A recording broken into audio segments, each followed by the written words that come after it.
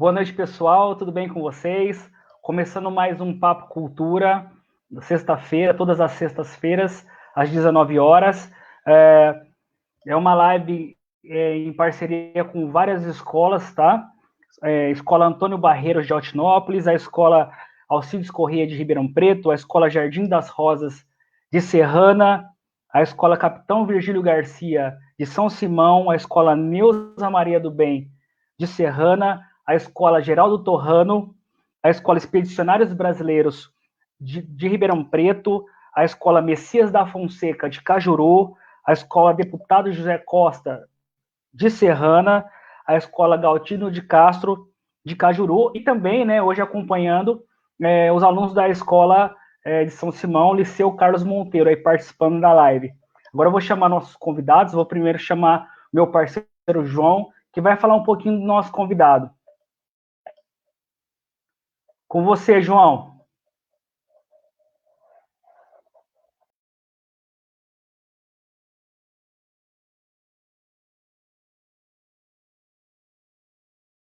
Ele já esteve presente já numa outra live que fiz, que é o Literatura em Tempo de Quarentena. Foi uma conversa muito enriquecedora e essa noite promete não ser diferente. E com certeza aprenderemos muito e conversaremos muito sobre educação, literatura, história. Então, senhoras e senhores, Max Wagner. Tudo bem, Max Wagner? Boa noite, professor Jofra. Como é que estão as coisas? Tudo bem? Boa noite, professor Arnaldo Neto, nosso famoso Arnaldinho. Como é que estão as coisas? Tudo jóia, Max? Maravilha. E, Max, tudo bem, graças a Deus. Para começar a nossa conversa, né? Vamos iniciar falando do início, né? Como você se tornou escritor e o seu primeiro livro. Então, professor Jofra, como você já sabe, já está familiarizado com a minha trajetória aí, através do que a gente conversou na outra live, de outros bate-papos que nós tivemos ali. Eu escrevo desde os 14 anos de idade, né? Há 30 anos já escrevo. Acho que todo mundo começa escrevendo quadrinhas, né? Aquelas famosas quadrinhas, aqueles versinhos, né? E comigo não foi diferente, né? Depois acabei passando para poemas.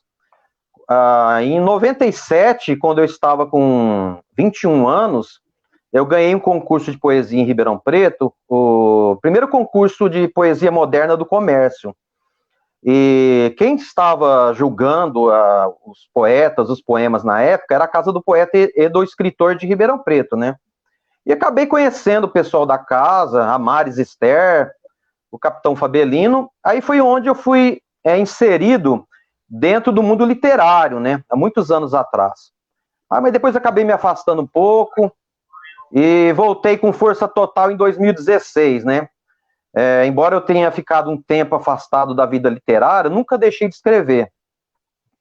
Em 2016, eu publiquei, assim, meu primeiro filho, né? Que nós, escritores, nós costumamos dizer que nossos livros são nossos filhos, né? Porque é uma luta muito grande para publicar, somente o primeiro livro, né? Não é fácil, né? O meu primeiro romance, não podia deixar de ser um romance histórico-militar, porque eu sou apaixonado por romances históricos, principalmente com temas militares, né?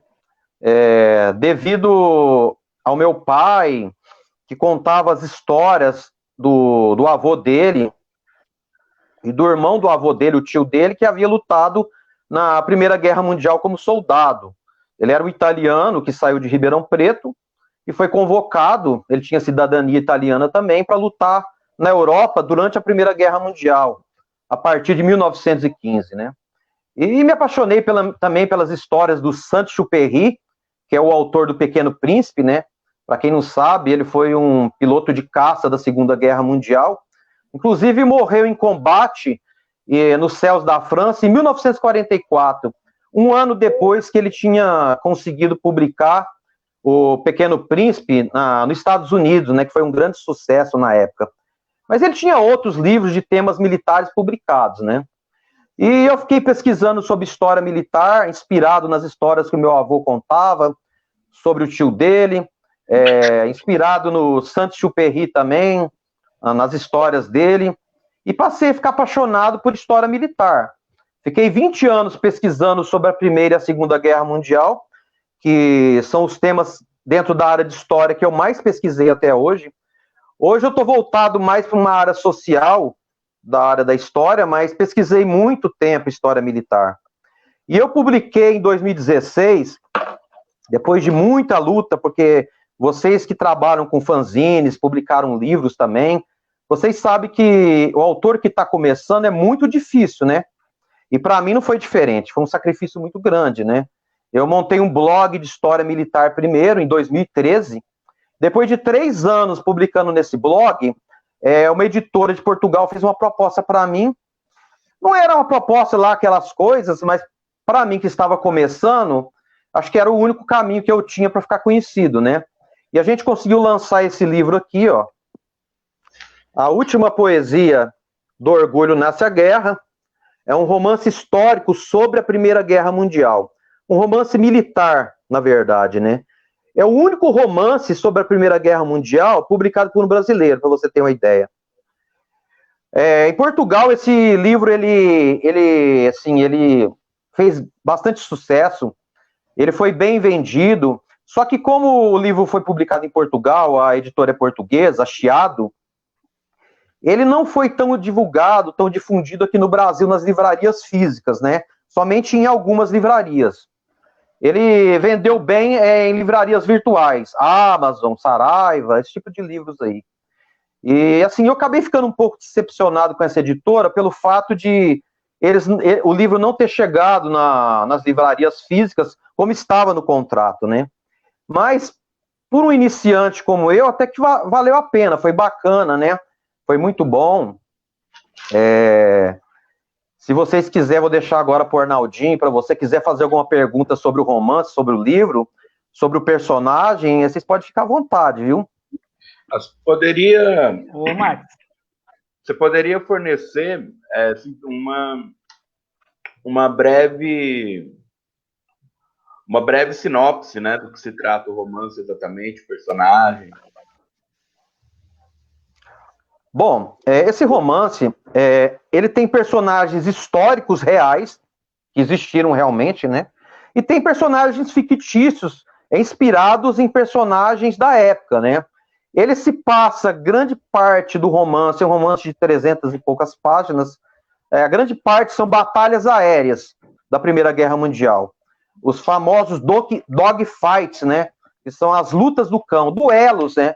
Entre os pilotos alemães, principalmente, né, que lutavam contra os aliados, que lutavam principalmente contra os pilotos britânicos, os franceses, né, e os pilotos, alguns americanos, da famosa esquadrilha Lafayette, que era uma esquadrilha formada por pilotos americanos, mas ela tinha um nome francês, porque os Estados Unidos só entrou na guerra em 1917, e a esquadrilha Lafayette já funcionava desde 1915, com pilotos voluntários americanos dentro de uma esquadrilha francesa, né? O personagem, assim, o protagonista da história é o Gerard de Bordeaux. O Gerard de Bordeaux é um aristocrata, como a maioria dos pilotos franceses da época, dono de um chateau, de um castelo que produzia um dos melhores vinhos da época na França, né? E ele é historiador militar, a formação dele, militar de carreira, como todo aristocrata na época. Ele começa dentro da cavalaria, porque a Força Aérea, na época, ela estava ainda embrionária, ela estava no início, né? E os pilotos aristocratas, os pilotos ricos da época, eles primeiro se alistavam na cavalaria, né? E a cavalaria, ela era um tipo de arma militar de caça, na verdade, né? Porque os pilotos que lutavam, eles eram extremamente hábeis em relação a mirar no inimigo, eles tinham uma mira muito boa, eram tipo atiradores de elite, tinham que ser. A cavalaria, ela era algo romântico, porque os pilotos também tinha toda essa questão romântica nos pilotos, era algo muito romantizado, havia cavalheirismo entre eles, né? Eles tinham regras próprias que não era aplicada dentro da infantaria, por exemplo, dentro do exército, ou mesmo dentro da marinha. Você tinha que respeitar o seu adversário, mesmo sendo inimigo, com honra, tinha que respeitar ele muito, né? E havia uma série de troca de favores entre eles, mesmo favores entre os inimigos, né? E cortesias entre eles mesmo, né? Só no final da guerra que a coisa avançou mesmo, porque aí era guerra total. Mas esse personagem, o Gerard Bourdeau, ele troca vários dogfights na Primeira Guerra, principalmente contra as Jastas, que eram as esquadrilhas alemãs do Esquadrão 1, que eram lideradas pelo Manfred von Richthofen, que foi o Barão Vermelho, né? Ele liderava 4 esquadrilhas. Pode falar, Arnaldinho. Não, pode concluir que depois eu tenho uma pergunta para te fazer. Tá. O Barão Vermelho, ele liderava 4 esquadrilhas que formavam um esquadrão. Uma esquadrilha, ela tinha 12 pilotos. A mais famosa era a Jasta 11, que era a esquadrilha do Barão Vermelho. Tinha a Jasta 10, a Jasta 1 e a Jasta 2. Elas formavam 50 pilotos de caça, que eram a elite da Força Aérea Alemã. Depois houveram outras esquadrilhas e outros esquadrões que foram montados na guerra. Foi montado o Esquadrão 2, o 3 e o 4. E no total formaram 200 pilotos de caça, no qual o Barão Vermelho ele era o líder de todos esses. O Gerard Bourdeau, ele era um piloto francês, como eu disse, né? Ele pilotava na famosa esquadrilha Cegonha ou Stork, que era a esquadrilha mais temida pelos alemães, né? E, claro, tem cenas de batalhas aéreas, tem sangue, tem lama e trincheira. Isso é a Primeira Guerra. Tem muita violência por ser um romance militar. Mas também tem muita humanidade, tem amizade, tem histórias muito bonitas de camaradagem entre os soldados, entre os pilotos, né? Tem história de amor, porque uma das personagens do livro é uma enfermeira americana, né? Essa enfermeira, ela acaba se apaixonando por um dos personagens. Tem uma criança, um bebê alemão, que é encontrado numa trincheira, que é o Richard. Esse bebê, ele é um dos protagonistas principais da saga, né? Dessa série de livros aí, principalmente do volume 1, que é o Do Orgulho Nasce a Guerra, que eu publiquei em 2016. A gente tem também o Hasan Stoker, que é um personagem muito assim intrigante, porque não dá para saber se ele é vilão ou se ele é, na verdade, um herói. Fica um mistério no livro, não? Porque tem horas que dá a entender que ele é um vilão, tem horas que dá para entender que ele é um herói. E nós temos também os personagens históricos, famosos, né? E o mais famoso deles é o Adolf Hitler. Foi um dos maiores genocidas da história da humanidade a partir aí da Segunda Guerra Mundial. Mas na Primeira Guerra Mundial ele não passava de um cabo. O máximo que ele conseguiu, né? Ser cabo do exército alemão. Ele trabalhava como mensageiro durante a Primeira Guerra Mundial, né? E a gente começa a contar a história dele desde quando ele nasceu até o alistamento dele na guerra e toda a trajetória dele na Primeira Guerra Mundial. Além desses personagens que eu citei, fictícios, eles foram todos inspirados em personagens reais. Nós temos também o Adolf Hitler, o Barão Vermelho, e o livro ele conta praticamente todas as batalhas da Primeira Guerra Mundial de forma romanceada. Batalhas marítimas no mar, são poucas, são 1 ou 2, e as outras batalhas terrestres, e a maioria são batalhas aéreas, né? E tem romantismo, tem história de amor, tem amizade, tem uma série de outras coisas. Se você quiser perguntar agora, Arnaldinho, pode ficar à vontade. Sim, que é muito interessante, que normalmente nós temos muitos materiais, livros, filmes sobre a Segunda Guerra Mundial. É mais comum. Sobre a Primeira Guerra Mundial, é muito escasso o material. Até para o professor trabalhar com outros materiais, fora o livro didático, e até mesmo para pesquisa. E você fez além de contar sobre a história da Primeira Guerra Mundial, nesse romance, né, que foi publicado aí em Portugal, depois você fez um interessante, muito minucioso, que fala sobre a Primeira Guerra Mundial e Ribeirão Preto, né? Então você trata não só de Ribeirão, de uma questão mais global. É um livro muito completo. Teve um evento muito interessante que foi feito aqui em Ribeirão Preto, um evento até duradouro, um evento de história, tratando disso. Isso virou um livro, acho que foi reeditado esse livro, não sei, acho que está esgotado, não tenho tanta certeza assim, né? Eu tenho esse livro aqui, depois eu vou mostrá-lo. Eu queria que você falasse um pouco sobre a participação brasileira e a questão de Ribeirão Preto e região no contexto da Primeira Guerra Mundial. Já falando da última poesia e também já tratando do Ribeirão Preto e a Primeira Guerra Mundial. Então, historiadores sobre a Primeira Guerra Mundial mesmo, historiador, o que é um historiador? Muita gente fala, o que é um historiador? Historiador é quem pesquisa sobre a história e publica alguma coisa sobre a área, independente do que seja, um artigo, ou ele faz um trabalho dentro dessa área. Agora, a nossa profissão, ela foi reconhecida, né? Foi aprovado. Nossa, ainda bem, conseguimos aprovar como uma profissão reconhecida, né? Porque agora só quem é professor de história é considerado historiador agora, né? O restante que pesquisa é pesquisador, porque ele tem que estar formado na área de história e pesquisar algo dentro da área de história e publicar. O caso mesmo do seu pai e o seu caso, por exemplo, vocês pesquisam sobre a história e transferem isso para os quadrinhos, para os fanzines, né? É um grande trabalho de historiador, né? Porque você pesquisa sobre algo e transforma desenhos, você coloca textos, né? Algo bem bacana, algo bem interessante, que não é feito, né? Infelizmente. Para você ter uma ideia, no Brasil só tem 3 ou 4 historiadores sobre a Primeira Guerra Mundial. E eu sei do que eu estou falando, porque o maior historiador da Primeira Guerra Mundial no Brasil é o Carlos Darós. E ele é considerado não só o maior historiador militar do Brasil, mas o maior sobre a Primeira Guerra Mundial. E ele me falou, não, Max, só tem eu, você e mais um que eu conheço, não tem outros historiadores. Porque esse tema da Primeira Guerra Mundial, eles acham que não é tão interessante quanto a Segunda.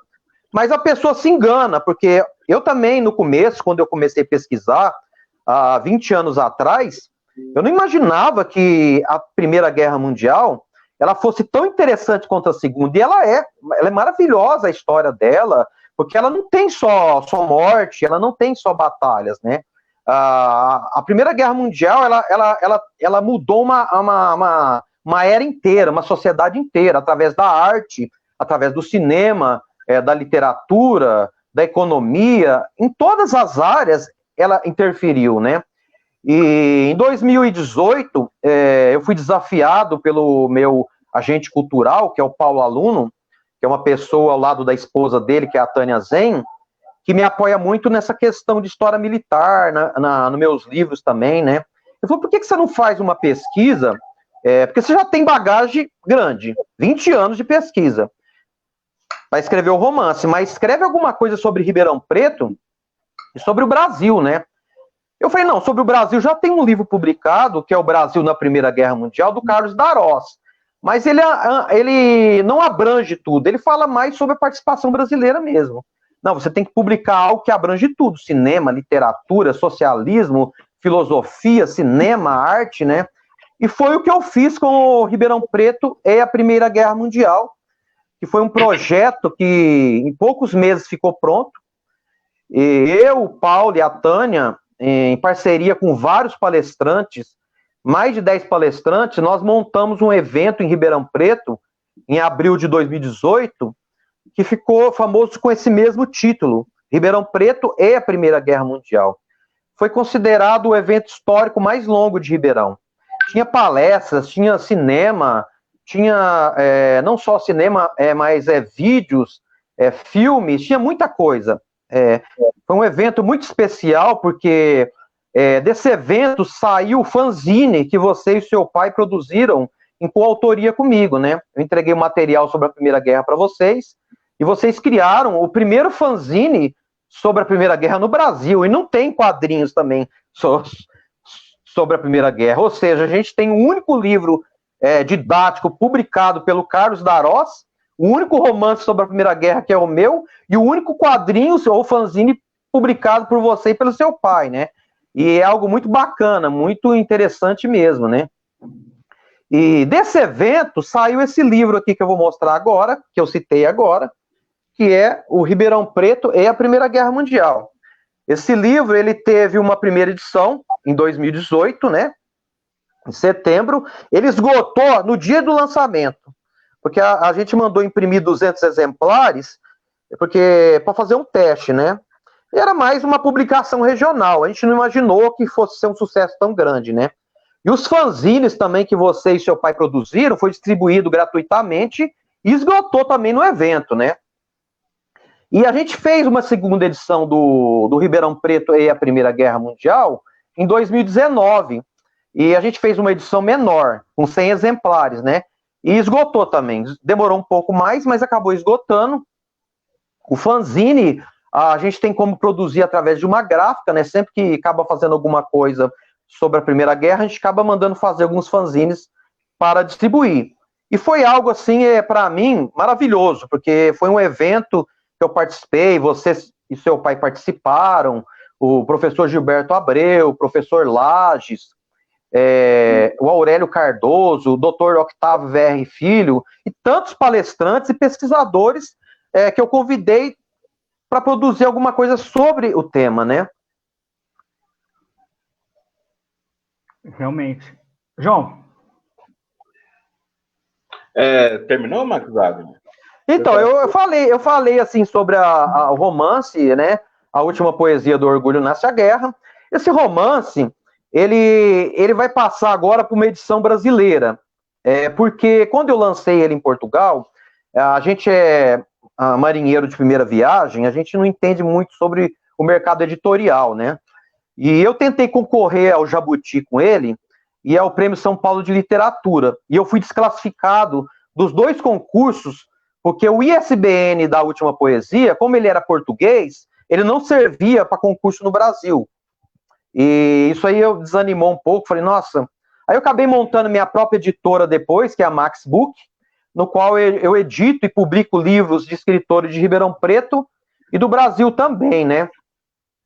E recentemente eu montei uma conta de livreiro na Amazon, no qual eu estou comercializando todos os livros dos meus clientes e de alguns livros da Amazon também. E a Última Poesia, ele está passando por uma nova edição. Eu vou ver se eu consigo publicar ele agora até dezembro. É uma edição que vai ser condensada. Ele não vai ter aquelas 300 páginas que tinham antes, porque eu vou cortar algumas coisas técnicas que eu acho desnecessário colocar em romance, né? Vou continuar colocando as batalhas, os eventos, mas eu vou dar uma condensada nele.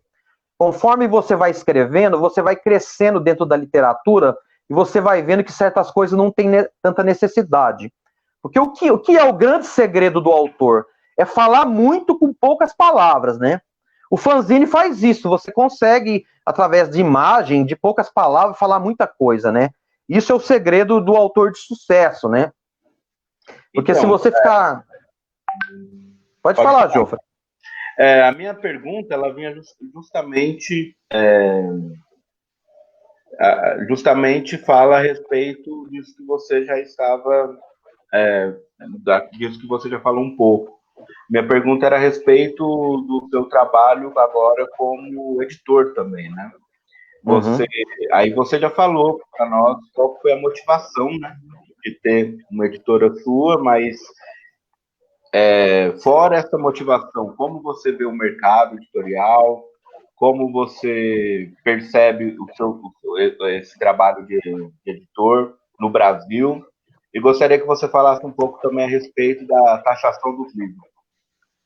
Então, professor Jofra, na verdade, quando eu comecei a editar livros, na verdade, eu comecei com a Última Poesia, né? Porque quando eu entreguei o livro para a editora em Portugal, para poder diminuir custos, eles pediram, né, que, você faz o máximo que você puder, a gente só vai produzir a capa, cuida da revisão gramatical e do resto, né, da diagramação. E o que eu fiz? Eu peguei e fiz um curso de editoração eletrônica em 2016, porque eu não tinha o curso, né? Para poder entregar o livro, assim, para eles, para diminuir os custos. E eu comecei mais por hobby, né? Mais por prazer mexer com edição, para editar os meus próprios livros. Eu fiz isso com a última poesia. Só que logo em seguida, eu acabei comentando com alguns amigos meus escritores que eu estava fazendo isso. Eles acabaram se interessando e falaram para mim, Max, monta uma editora aí, né? Tem esse microempreendedor individual aí, você pode montar como MEI e manda bala aí, vamos tentar editar alguns livros, né? E a partir de 2017, depois que eu saí do Centro Cultural Luiz Gaetani, onde eu era diretor cultural lá, eu montei a editora, né? Eu editei um livro chamado Elvis, em versos, da Sueli Cassita, e um outro livro dela também, que chama Elvis Presley, Uma Vida Através da Poesia, no qual ela conta a história do Elvis em formato de poesia, né? E a gente colocou à venda em alguns lugares, ela fez lançamentos também desse livro, e eu fui editando livros da história de Ribeirão Preto, aí eu editei o Ribeirão Preto e a Primeira Guerra Mundial, e a coisa foi andando, foi crescendo, e estou editando livros de vários autores do Brasil agora, né? O último livro que eu editei foi esse aqui, ó. O Aviatrix, a saga das mulheres que ousaram desafiar o céu. Esse livro é do maior historiador militar do Brasil, que eu citei agora, que é o Carlos Darós. O Carlos Darós, ele tem livros publicados com várias editoras grandes no Brasil. Contexto, editora do Exército, ele é bem conhecido já no mercado editorial. Inclusive, ele está concorrendo ao Prêmio Jabuti em 2020, com um livro que ele produziu, que se chama O Brasil nas Duas Guerras Mundiais. A gente está fazendo uma grande torcida para ele ganhar o Prêmio Jabuti. E ele, em toda a experiência dele no mercado editorial, ele falou assim, a melhor opção que eu estou tendo é com a sua editora agora, porque a sua editora coloca na Amazon para vender. É muito mais barato editar com você do que com qualquer outra editora aí. Porque mesmo que o escritor não paga nada para a editora, para diagramar, para revisar e outras coisas, as editoras só pagam 10% do valor de capa do livro. Como eu já sou um escritor conhecido, eu não preciso ficar recebendo 10%, que é o que as editoras pagam, para ficar publicando meu livro. Eu edito com você, muito mais barato, coloca na Amazon, eu faço minha propaganda e eu ganho quase 80% das vendas. Aí, para mim, é muito mais negócio do que ficar colocando numa grande editora, igual eu fazia antes, né?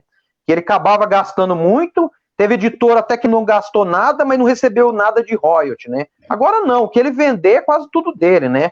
Porque ele me paga 10% de comissão sobre as vendas e me pagou para editar o livro para ele. Mas eu vou ser bem sincero, o mercado editorial no Brasil está muito difícil, viu? Você tem que ter muita paixão pelo que faz. Pode falar, Arnaldinho. Eu queria fazer uma pergunta para você, porque o teu livro, ele é muito, muito rico, a pesquisa do Ribeirão Preto e a Primeira Guerra Mundial, porque ele traz coisas que nós não vemos muito na história regional, na história de Ribeirão Preto, e você fala muito do contexto da guerra e como é que estava a situação aqui.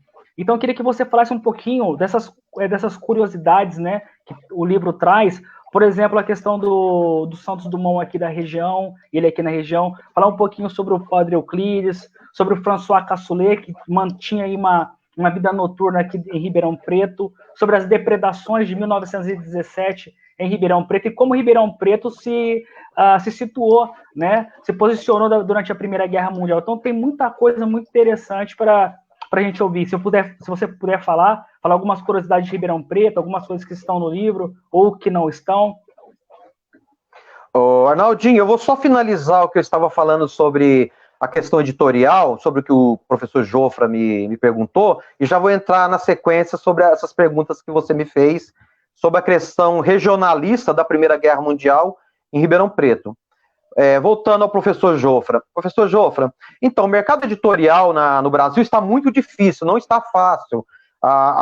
Essa grande rede de livros aí, que é a Saraiva, quebrou, né? Ela está negociando os livros dela, que os livros dos autores que ainda estão com ela, várias editoras, várias livrarias estão comprando algumas coisas dela para não ficar no prejuízo, né? O mercado editorial está vivendo um momento muito difícil no Brasil, muito difícil mesmo, sabe? Isso não é para desanimar quem está começando, porque escritor, meu amigo, se você não lutar com todas as garras, com sangue, aço e suor, você não vai conseguir nada, mesmo com esses gigantes que a gente está enfrentando dentro do mercado editorial. Porque se eu fosse pensar dessa forma, na época que eu comecei também estava muito difícil. Não tanto igual hoje, mas estava.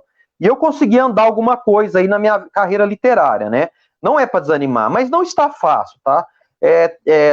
Não puxando jabá para o meu lado, mas eu aprendi a ser editor para procurar uma saída melhor para mim como escritor. E a melhor saída hoje é você publicar independente se você não tem um contrato com uma grande editora aí para fazer você ficar famoso aí. Para ela te pagar 10% ou então fazer você pagar tudo e no final ainda você levar prejuízo, né? Porque o escritor independente, ele pode fazer livros baratos comigo ou com qualquer editora aí, uma gráfica barata, e colocar na Amazon à venda e fazer propaganda, investir em propaganda no Facebook e em outros lugares, né? Mas a venda de livro no Brasil, embora esteja difícil para algumas editoras, para algumas livrarias, principalmente essas livrarias pequenas de família, isso não acontece com a Amazon. A Amazon só cresce. Ela está tomando conta do mercado editorial, ela está sugando todas as outras editoras. E hoje, para você ter uma ideia, o dono da Amazon foi considerado o homem mais rico do mundo. Dizem que a fortuna dele está avaliada em quase 1 bilhão aí, bilhões, né? Bilhões, não, desculpa, quase 1 trilhão de dólares, né? Bilhões de dólares, porque ele não mexe só com livros, né? Ele trabalha com todos os setores nesse momento, né? E ela veio para ficar e para tomar conta do mercado, né? Vai ter espaço para a gente vender, os autores independentes, outros escritores, e vai ter espaço para as editoras vender? Vai. Porque a Amazon, essa livraria virtual, ela está tomando conta do mercado. Mas, infelizmente, as livrarias físicas, elas estão perdendo espaço, elas estão cada vez mais ficando menores, né, e fechando, né, a maioria. As livrarias virtuais estão tomando conta, principalmente a Amazon, né. Um exemplo é a Livraria Para Ler de Ribeirão Preto, que foi uma grande rede de livros da Marilene Barachini, que teve aqui em Ribeirão, e hoje ela tem só uma loja física, né, porque não compensa mais você ter várias livrarias, principalmente ela já formou o capital dela, né? Ela nem precisa provar mais nada para ninguém, porque ela já provou através dessa rede que ela tinha aqui. Mas as livrarias dela ficavam em todos os shoppings, né? E hoje a gente sabe que as livrarias nos shoppings estão fechando. Tá difícil você manter hoje uma livraria física, porque você tem que manter estoque. Por mais que uma livraria física hoje ela pegue livros em consignação das editoras, ela quase não tem estoque, ela acaba comprando os livros mais famosos. E na Amazon você não precisa mais disso, ela pega tudo em consignação, não precisa comprar nada de ninguém, né? E a questão da taxação do livro, né? Desses 12% que o nosso querido ministro aí, o Guedes, está querendo taxar. Isso aí é um absurdo, entendeu? Porque tem tanta coisa para você taxar, por que vai taxar os livros? Porque uma das falas dele, se eu não me engano, ele falou assim que livro é coisa de rico, e só rico compra livro. Mas um motivo para não taxar livro. O livro, gente, é uma arma para você, assim, de certa maneira, diminuir as diferenças sociais. Porque através da leitura, através da educação, através da cultura e da literatura, você fica menos ignorante, né? Não vou dizer o termo menos burro, porque todo mundo é ignorante em alguma coisa. Eu sou ignorante em coisas que outras pessoas são 1000 vezes melhores do que eu. Às vezes uma pessoa simples, uma pessoa humilde que eu não sei fazer, por exemplo. Eu não sei construir casa, eu não sou engenheiro, não sou pedreiro, mas eu sei trabalhar com literatura. Cada um é ignorante em alguma coisa. Ou seja, nesse mundo, cada dia a gente aprende alguma coisa e a gente não sabe nada, na verdade. Cada dia, o sábio é aquele que aprende alguma coisa nova todo dia. O tolo é aquele que acha que sabe alguma coisa. Mas você colocando essa taxação de 12%, vai ficar mais difícil do livro chegar às camadas mais pobres, né? O Jorge Amado, quando na época que ele criou essa taxação quase zero para os livros, era para que chegasse a todos, né? Chegasse às escolas, chegasse a quem não tem condições de comprar livro, que é os que mais precisam nesse país. A gente precisa de mentes pensantes, a gente precisa de mentes intelectuais, com educação e com cultura cada vez mais. Por que não taxa os iates? Por que não taxa as lanchas luxuosas? Por que não taxa esses jatinhos particulares? Vai taxar outras coisas, não vem taxar livro. Totalmente contra a taxação de livros, né? E eu acho que isso não vai para frente, né? Porque tudo que eles tentaram fazer, esse atual governo, para tentar atrapalhar a educação e a cultura aqui no Brasil, pelo menos a maioria não foi para frente. Eu acho que isso aí não vai vingar. Espero que não, né? Porque se acontecer isso aí, o país vai perder muito com educação e cultura, e as camadas mais pobres vão sofrer, porque a gente vai ter uma desigualdade social ainda maior no Brasil. Porque como que se combate desigualdade social? Com educação e cultura. Muitos vão falar assim, mas você primeiro tem que matar a fome das pessoas, né? Não se combate desigualdade com educação e cultura se você não der alimentos. Eu concordo, sim. Você tem que procurar fazer um programa social para combater a fome, mas ao mesmo tempo investir em educação. Porque os países que mais investem em educação e cultura, eles acabam com a fome, eles acabam com o problema de falta de saúde e falta de segurança no país. Tem que investir mais em educação e cultura. Se fala que investe muito em educação e cultura no Brasil. É verdade, não é mentira. Mas grande parte é desviado, grande parte se perde no meio do caminho, não chegam nas escolas por causa de corrupção. Mas eu acho que mesmo assim ainda tem que se investir em educação e cultura. Marcos, pode falar, Jofre. Nós já estamos com 40 minutos de live. Aí eu peço que você responda a pergunta do Arnaldo em relação às curiosidades da Primeira Guerra. É isso, né, Arnaldo? Isso, sobre Ribeirão Preto. Nós possamos ter tempo de falar a respeito do novo projeto. Tá legal. Ok? Então, fazendo um resumo sobre o que o Arnaldinho falou aí, muita gente acha que o Brasil não teve grande participação na guerra, e isso não é verdade. Ribeirão Preto teve uma grande participação por causa da economia. O maior motivo do Brasil ter entrado na Primeira Guerra Mundial foi porque os U-boats, que eram os submarinos alemães, estavam afundando os navios de transporte brasileiros que estavam levando café, principalmente café, né, para a França, para a Alemanha e outros lugares. A Alemanha era a que mais comprava café de Ribeirão Preto e do país, né? A França, a Inglaterra. Só que eles pararam de comprar o café brasileiro porque entraram em guerra contra a Europa. O Brasil não estava em guerra ainda, só entrou em 1917. Mas como o Brasil estava furando o bloqueio no Atlântico para levar esse café para a Europa, os submarinos alemães estavam afundando qualquer navio que levasse. E a maioria eram os cafés, as sacas de café. E de onde que você acha que saía a maioria? 70% do café brasileiro chegou a 80%. De Ribeirão Preto. Ribeirão Preto foi o maior produtor de café do mundo. Para você ter uma ideia, o Francisco Schmidt, ele foi o rei do café, o maior produtor de café do mundo. O próprio pai do Santos Dumont, Henrique Dumont, também foi considerado um dos reis do café. Toda a herança que o Santos Dumont recebeu do pai dele, quando ele teve um acidente com uma carroça na cidade de Dumont, aqui perto, que ficava a fazenda deles, grande parte entregou para que o Santos Dumont fosse para a Europa estudar, onde ele estudou engenharia, estudou uma série de outras coisas e inventou o avião, né? O avião se deve, grande parte, à economia do café que foi gerada na nossa região de Ribeirão Preto, através do dinheiro que o pai dele entregou para ele, tá?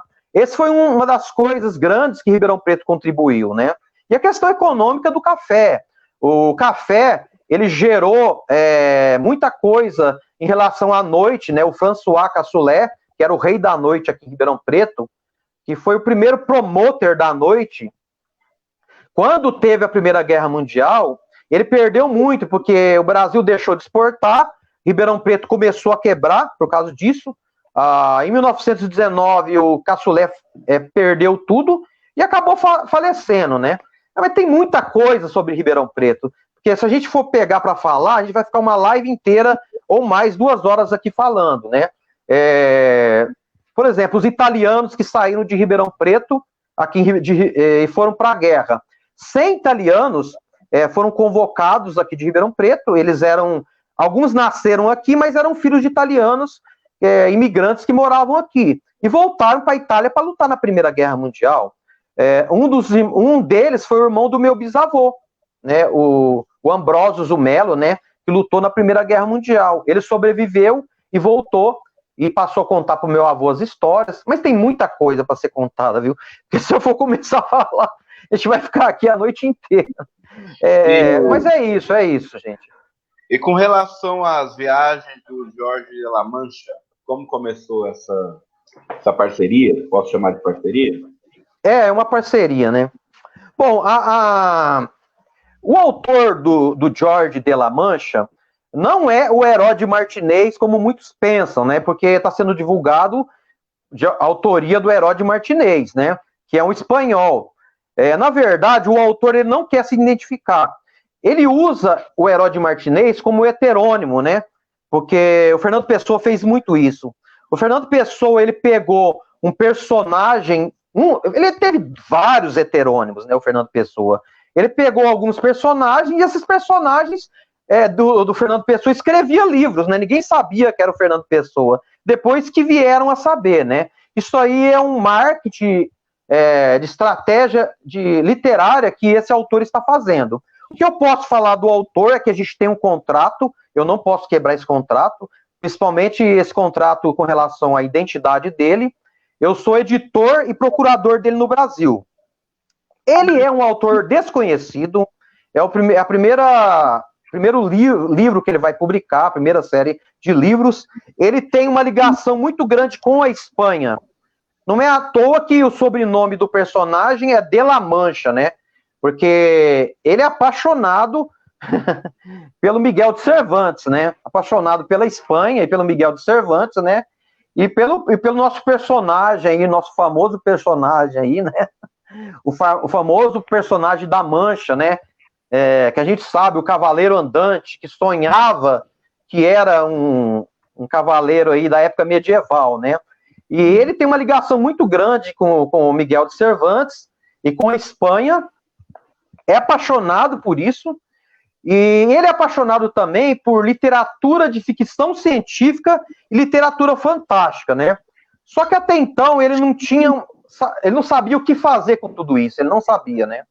E eu venho já, desde março, produzindo material didático através de aulas online, por causa da pandemia do Covid-19, para os meus alunos, né, do ensino público, principalmente do ensino médio, né? E eu produzi muita coisa na história, muita coisa. E eu andei compartilhando com o Herói Martinez, né? Vamos chamar de Herói Martinez. Acabei compartilhando muita coisa com ele, e ele teve essa jogada e falou assim: Max, a gente precisa pegar essa ideia que eu tenho aí de literatura fantástica e ficção científica aí, do Herói Martinez, desse personagem que eu criei, e criar um cara aí, um professor, que vai viajar numa máquina do tempo. Ele é apaixonado pela Espanha, ele é apaixonado pelo Miguel de Cervantes, a gente precisa criar alguma coisa aí. Me manda um material didático. Eu fui mandando, e ele começou a produzir já, e o primeiro volume já está quase pronto. E aí a gente começou a negociar com uma editora aqui no Brasil, que é uma editora que publica livros de literatura fantástica, né, e ficção científica, né. E teve autores aqui no Brasil que se deram muito bem com isso, né. O André Bianco é um exemplo disso, né, literatura fantástica de terror, de vampiros aí, né. Ninguém sabia quem que era André Bianco, né, alguns anos atrás, e ele meteu a cara, financiou os primeiros livros dele, fez um grande sucesso, né. Esse autor, ele está apostando muito no meu material didático, e não só no meu material didático, porque eu estou dando muitas ideias para ele. E essas ideias estão saindo dos meus 2 filhos, que é a Anne e o Estevão, né? Porque eu comecei a falar sobre isso com eles. Nossa, eles devem... Porque criança, você sabe, tem uma imaginação muito fértil. Você trabalhar com literatura infanto-juvenil, que é o que o Herói Martinez está querendo trabalhar agora, voltado para uma literatura fantástica e de ficção científica, com uma pegada de livros paradidáticos sobre história e literatura, é muito legal, porque, imagina, você, Jofra, o Arnaldinho, o Arnaldo e tantos outros, vocês descobriram um segredo de como levar aulas para os seus alunos através de literatura, língua portuguesa e a própria história com quadrinhos e fanzines. Isso aí é uma pegada fantástica, né? E a gente está querendo levar algo para as escolas através de contação de histórias, contando a história de um viajante do tempo, que ele vive em 4 espaços temporais, e ele começa a contar sobre as aulas de história através das viagens que ele tem presencialmente com esses personagens que viveram na história. E ele volta, e cada vez que ele volta, ele começa a contar para os alunos dele, né? E para outras pessoas, e parece que ele realmente esteve nessas viagens. Ele viaja na maionese, igual o nosso famoso personagem da Mancha aí, né? Não é à toa que o Herói de La Mancha tem essa ligação tão grande com esse personagem, né? Que acha que está viajando no tempo, né? Mas é claro que a gente não sabe se ele viaja realmente no tempo ou não, porque fica essa dúvida, porque a gente coloca física, matemática no meio e confunde um pouco o leitor. O leitor acaba acreditando que ele viaja no tempo, e eu também acredito nisso, e vamos deixar, porque a gente só daqui a alguns anos, quando terminar a coleção, a gente vai saber se ele viaja no tempo ou não, né? Essa aqui é a verdade. Mas... Pode ser só fruto da imaginação, né? Pode ser também, mas mas eu vou te falar uma coisa, não dá para saber. Não dá para saber se é fruto da imaginação dele, porque algumas evidências das viagens no tempo ficam nele, quando ele está contando a história para os alunos, né? Não tem como ele não ter viajado no tempo sem saber algumas coisas, né? E não só isso, alguns personagens que conviveram com ele nas viagens no tempo acabam aparecendo no futuro depois. É muito complicado. O cara, ele sofre de esquizofrenia, porque o Herói de Martinez, ele vive 4 espaços temporais. Um com 20 anos, que é o principal, no qual ele viaja no tempo. Depois ele passa com 40, quando ele começa a viajar no tempo. O outro, ele está com 60 anos, quando ele acorda de um coma, e o outro, ele está com 80. Você imagina a confusão que é para ele, não só para ele, mas para os alunos, entender se ele realmente viaja no tempo ou não. Por isso que fica esse ponto de interrogação. Eu acho, assim, eu tenho pouca experiência no mercado editorial. É a primeira vez que eu estou trabalhando com livros infantos juvenis, trabalhando com material didático e dando ideias também, porque o próprio Herói de Martinez, ele disse para mim que esse trabalho é um trabalho familiar, conjunto, né? Tanto que ele me prometeu 50% das vendas. E não vai ser muita coisa, porque as editoras acabam ficando com 90%, 10% fica com o autor só, né?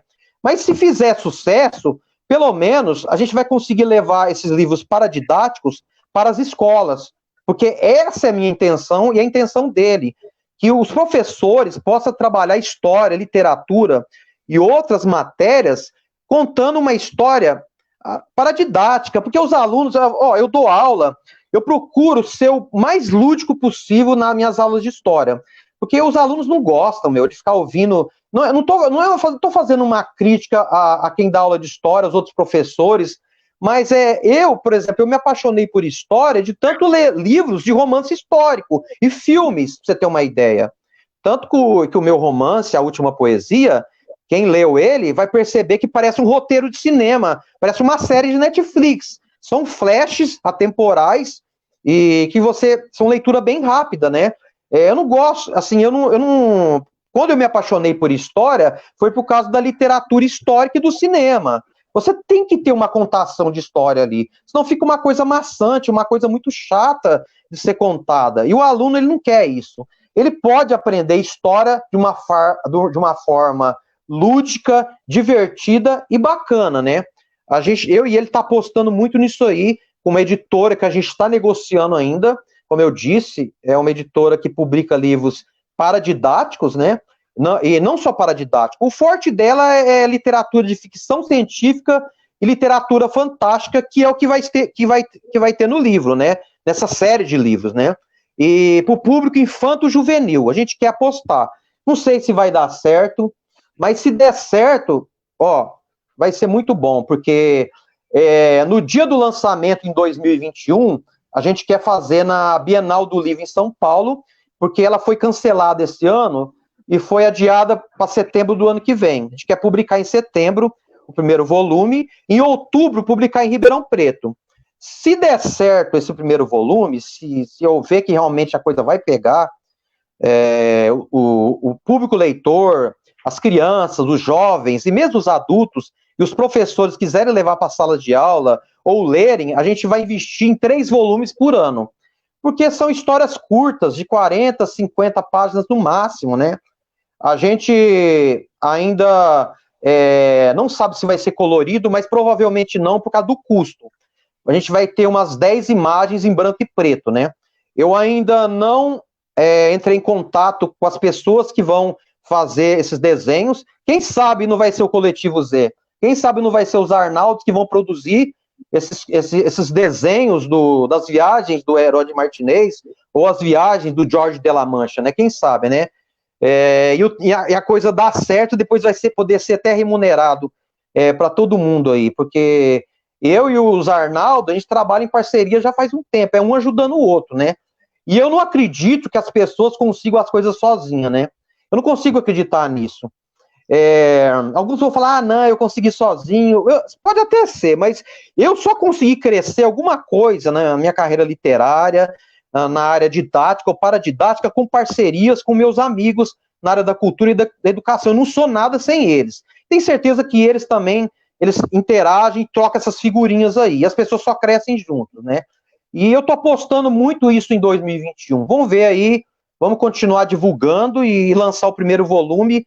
Tomara que dê certo. E é isso, gente. Se quiser deixar o espaço para mais alguém fazer alguma pergunta aí. Maravilha. Nós já estamos nos aproximando já do fim, né? Da nossa live. Quem quiser fazer pergunta, é só mandar no comentário que o Arnaldo faz a pergunta para você. Né? É só mandar no comentário a pergunta. Então, nós iríamos agora, nesse momento, vamos passar para o último bloco, né, da nossa live. Você quer fazer a primeira pergunta, Arnaldo? Quero. Max, você vive, assim, constante produção, constante pesquisa, né? Eu queria saber de você, né, além desse projeto, que é muito interessante, né, porque educação lúdica é uma coisa que a gente acredita muito, né? Isso vai dar muito certo, isso aí vai ser um sucesso, com certeza absoluta. E eu sei que você andou pesquisando aí sobre cora coralina, você fez uma pesquisa aí muito, muito intensa nesses últimos tempos. Eu quero saber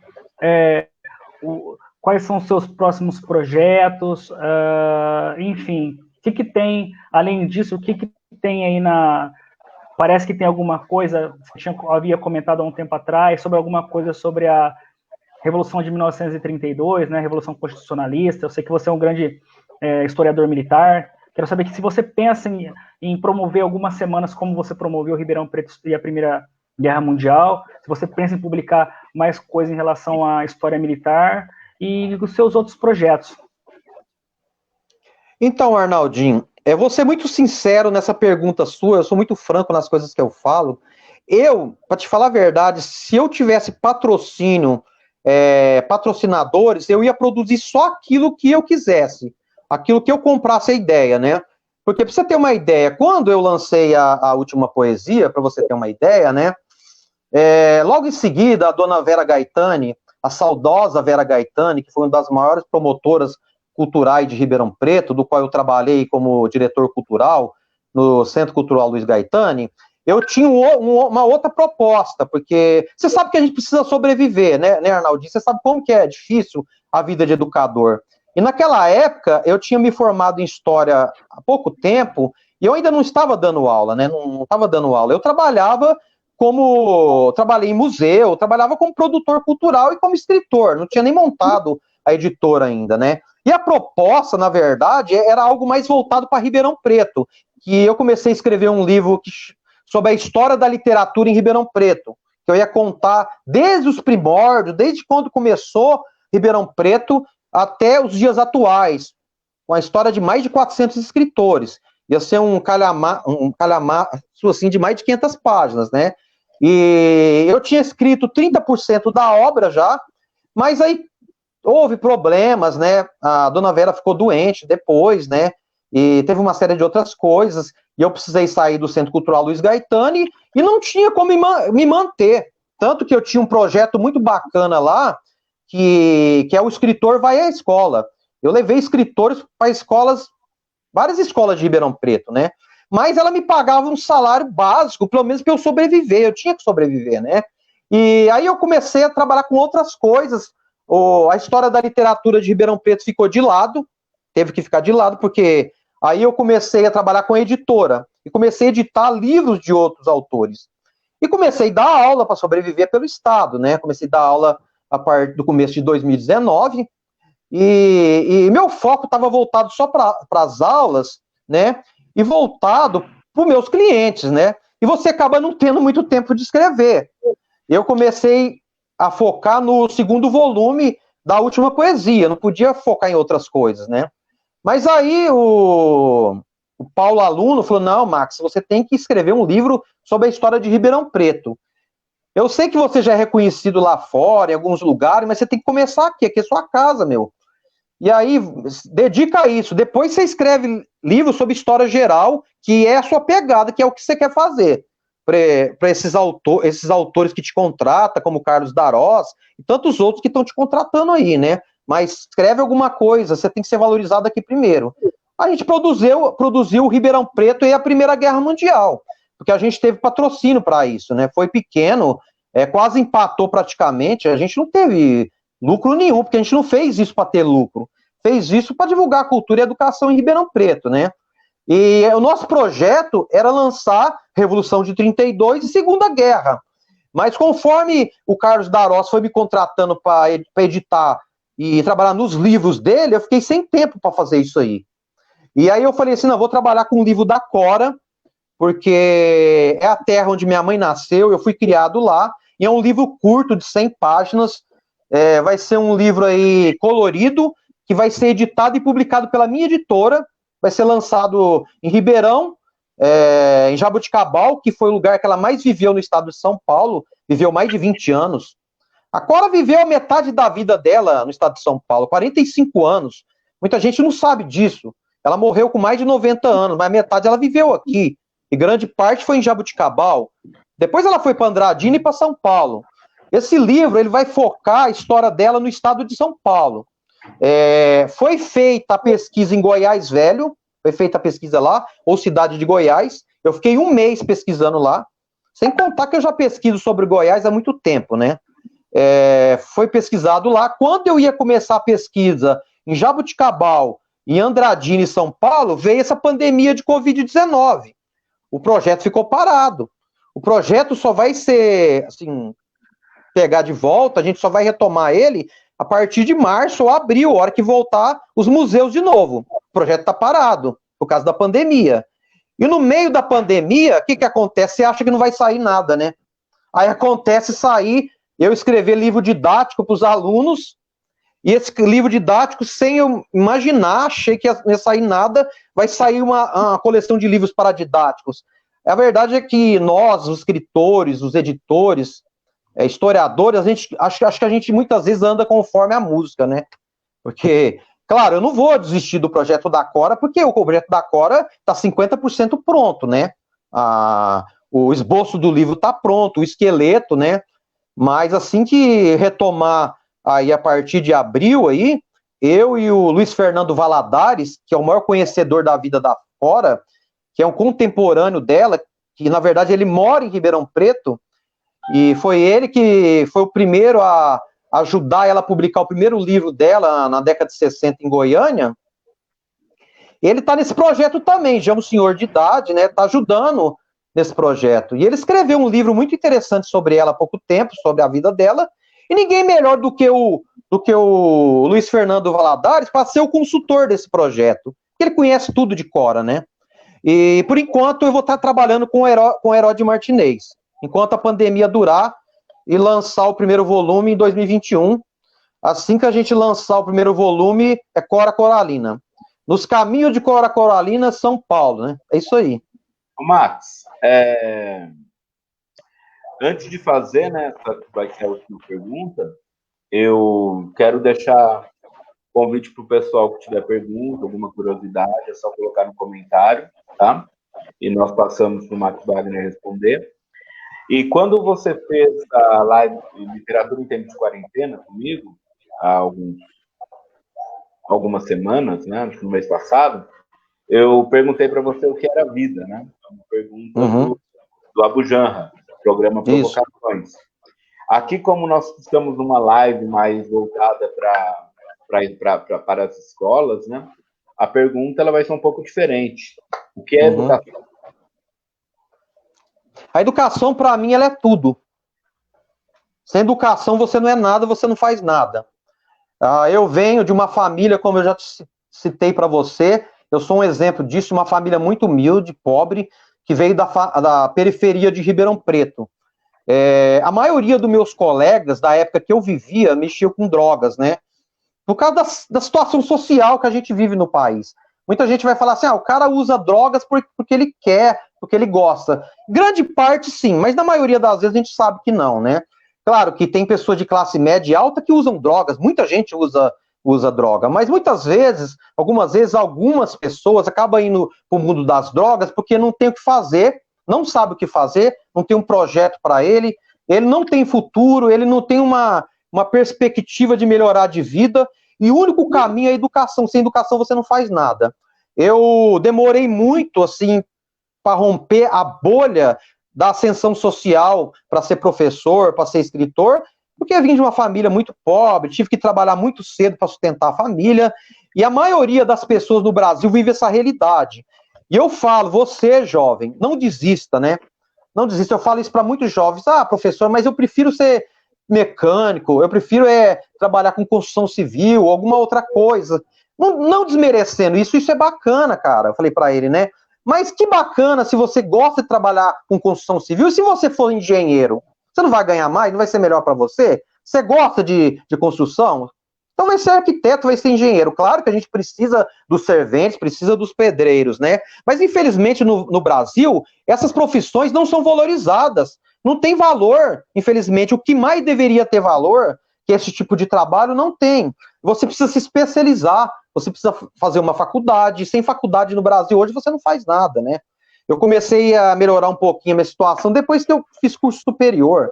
A educação é tudo. A educação é o único caminho.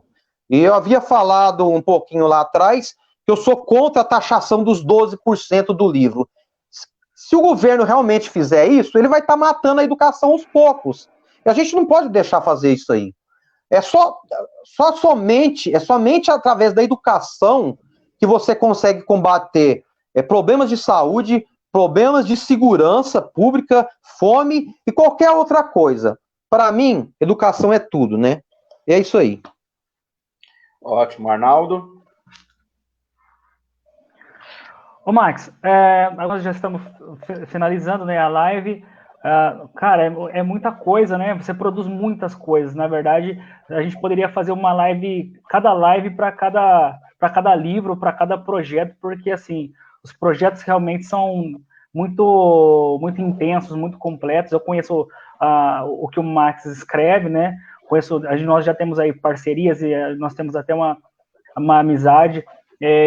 Esse ano eu achei que eu ia trazer o Max para a escola lá, para o Alcides Corrêa, viu, Jofra? Tentei, acabou não dando certo aí, mas quem sabe aí numa próxima, quero que o Max vá na minha escola e os professores que estão ouvindo aí também, convidem o Max, conheçam os livros, né? Conheçam o Ribeirão Preto e a Primeira Guerra Mundial, a Última Poesia também, e outros livros que o Max, além de escritor, ele publica livros, ele faz uma porção de outras coisas. Eu queria que você falasse, Max, agora,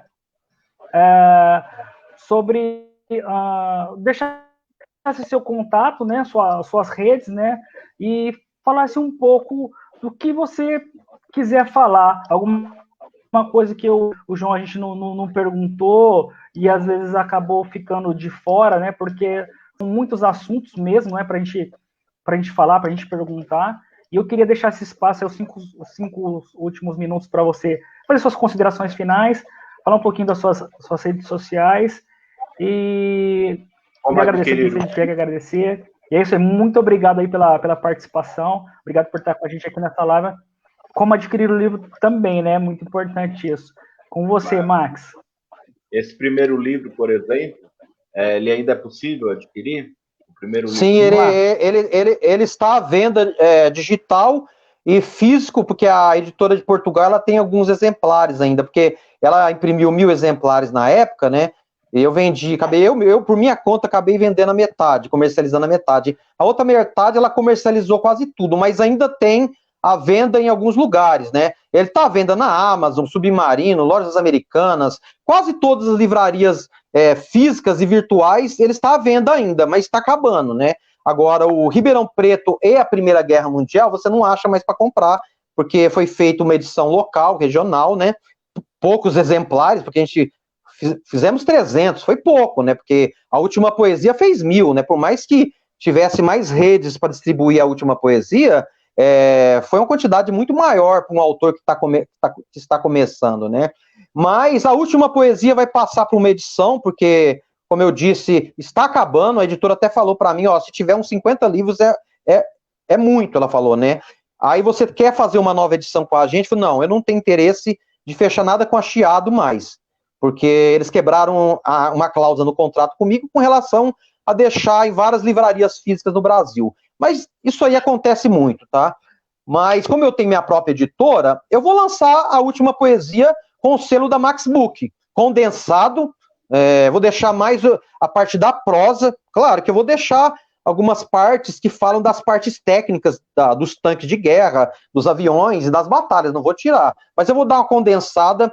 Quem comprar a nova edição, que deve sair em dezembro, vai estar à venda na Amazon, em físico e digital. Vai ver que o livro está 10 vezes melhor, porque eu sou muito crítico com as coisas que eu escrevo, com as coisas que eu produzo, né? Não que não estivesse bom, o livro, na época que foi editado e produzido, foi muito bom, mas por um outro motivo é que ele foi publicado em Portugal, não foi no Brasil. Eu quero lançar ele no Brasil para concorrer a prêmios literários, né? E com edição brasileira, não portuguesa. Eu quero ter a chance de concorrer, né? E ele vai ser lançado aí, ele está à venda. Só o Ribeirão Preto e a Primeira Guerra Mundial que não está à venda, né? Quem quiser o fanzine que os Arnaldos produziram comigo aí, é só entrar em contato, é muito barato o fanzine, não estou fazendo propaganda aqui para vender nada, porque o fanzine a gente não ganha nada, é mais para divulgar educação, cultura mesmo, R$3. Me procurem nas redes sociais, Max Wagner, escritor e historiador, ou Max Wagner no Facebook, né? Pode me procurar. Eu tenho um blog também que se chama escritormaxwagner.blogspot.com. Tem tudo sobre a minha vida ali. A minha vida de editor, meus textos, minha vida como escritor, historiador, e todo o trabalho que eu realizo, já realizei dentro da minha carreira literária e como educador aí, né? Meu fone para contato é 16, né? 98183-7455, né? Mas está lá meu telefone no Facebook, está no blog também. Eu tenho uma página na Amazon, que é uma página de livreiro, né? Se você procurar Max Book Editora, ou Max Wagner Editor, ou escritor, você vai achar na Amazon, e você pode comprar qualquer livro da Amazon, ou entrar em contato comigo, você pode conseguir um desconto talvez maior do que na Amazon, porque eu sou associado a eles, e eles acabam pagando uma comissão sobre o que é vendido quando os clientes compram de mim. E todos os meus clientes, vai ser colocado os livros na Amazon. O livro do Darós, o Aviatrix, que é um livro sobre empoderamento feminino, né, que está sendo lançado. É um livro que conta a história das primeiras aviadoras na história da humanidade. Eu acho que é um livro também que o ano que vem vai concorrer ao Jabuti. a gente quer colocar para concorrer, que é um livro muito bom sobre história social, que o Darós, ele está saindo um pouco da história militar, indo para a história social. Não que não tenha alguma coisa sobre as combatentes lá que participaram da Primeira e da Segunda Guerra no livro, mas ele está partindo mais para a questão social, né? E eu, assim, o que eu queria falar, para finalizar, acho que eu já passei meus contatos sociais aqui, tudo, é pegar uma carona nas últimas palavras do Arnaldinho, né? Que ele fala que eu produzo muita coisa, que tem que ter várias lives, uma sobre cada assunto, né? Eu faço isso porque muita gente fala que eu viajo literalmente na maionese. Muita gente falou assim, Max, você vive mais de sonho do que de realidade, né? Mas, cara, se não fosse meus sonhos, eu não ia para lugar nenhum, sabe? Mas eu aprendi uma coisa, tenha sonho primeiro, sonhe. Você, aluno, aluna, seja quem for que estiver me ouvindo, não larga teu sonho para trás, não. Porque só quem acredita em seus sonhos é você mesmo e quem tem fé em Deus, o próprio Deus, né? Acredite. E outra coisa, tenha fé e tenha resiliência. Sonhar primeiro, ter fé, esperança e resiliência. Resiliência, meu amigo, é não desistir, pôr a mão na massa, você tem que meter a cara. Não tenha vergonha, viu? Porque quem tem vergonha das coisas pode até ser taxado. Aquele cara é muito chato, aquele cara fica publicando as coisas, tanta coisa toda hora. Às vezes algumas pessoas podem ter pensado isso de mim. Mas se eu não fizesse isso, eu não ia para lugar nenhum, ia ficar só no sonho, né? Eu ia ficar igual o nosso personagem de La Mancha, né? Que ficou só no sonho. Mas ainda bem que ele sonhava, né? Porque é melhor sonhar do que ter... Porque o escritor, o autor, ele sonha, ele tem essa necessidade de sonhar e de escrever, porque ele vê tanta coisa triste. Eu não gosto de coisa triste. Eu enfrento a realidade e as coisas difíceis. Mas eu prefiro sonhar e sair um pouco da realidade, porque quando você está escrevendo e você está sonhando, né? Você passa a dar mais esperança para as pessoas.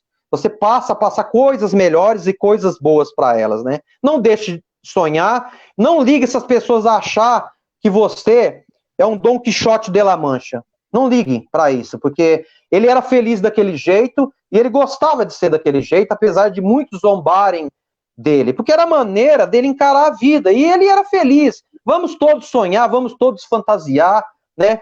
Nós não somos loucos, somos sonhadores. Já pensou se todo louco pudesse ser um sonhador como nós somos? Ia ser maravilhoso, né? E esse é o meu recado para todo mundo. Perfeito. Olha, Max Wagner, muito obrigado pela presença aqui hoje, né?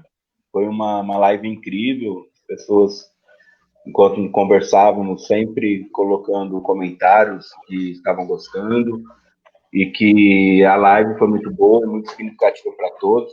Acredito que após essa exposição, você, em 2020, com as escolas, voltando às escolas, você vai acabar recebendo muitos convites para conversar com os alunos de algumas escolas que estiveram presentes aqui hoje, com certeza.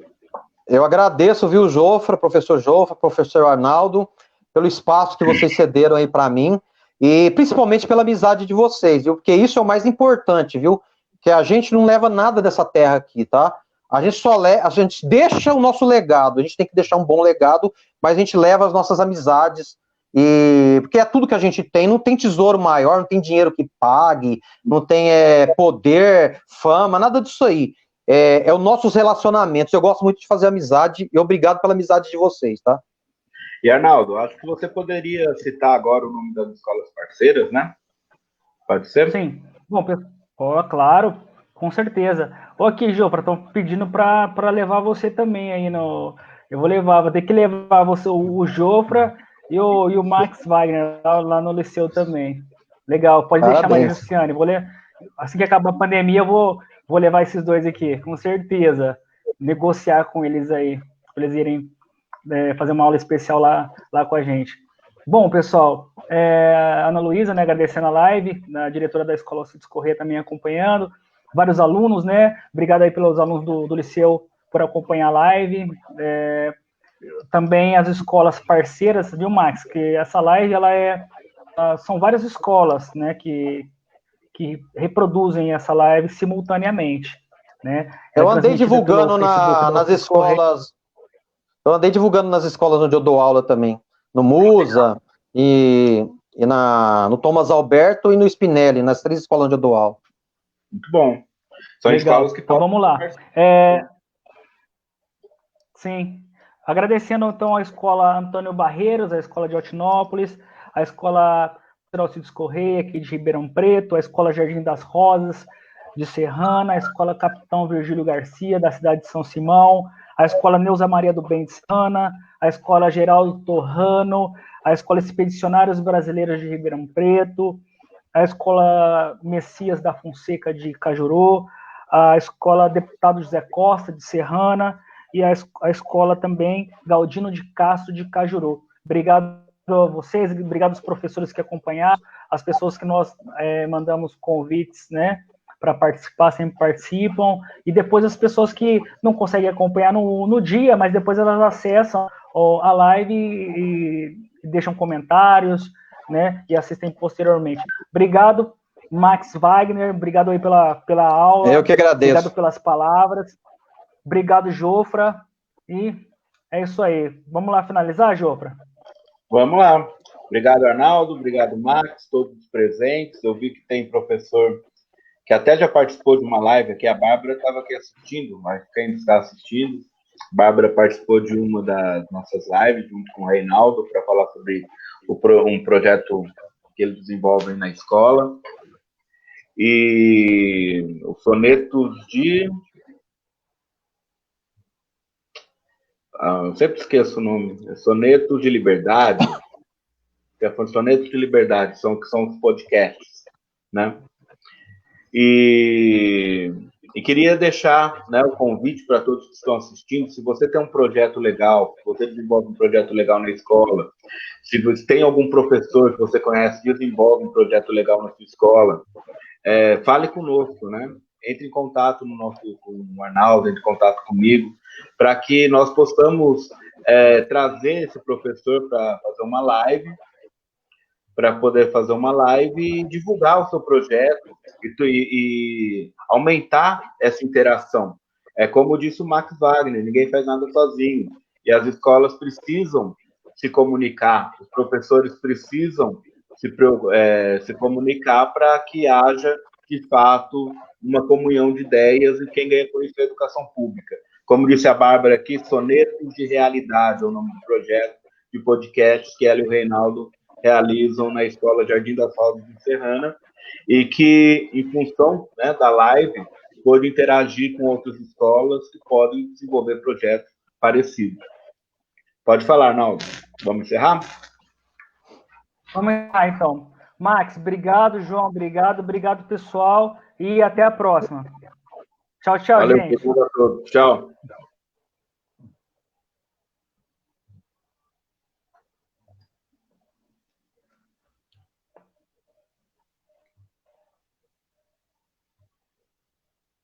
Show. Max, valeu, cara. Cara, foi demais. Cara, foi da hora. Um abraço. Encerrou. Ô, João, tá correndo o tempo aqui, mas tá encerrado, né? Tá correndo.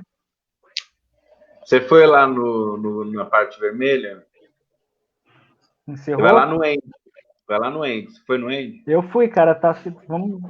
Deixa eu só dar um agradecimento aqui. Eu vou agradecer a Escola Alcides Correia, que essa escola é 10, viu? A diretora é 10, Ana Luísa, manda um abraço para ela.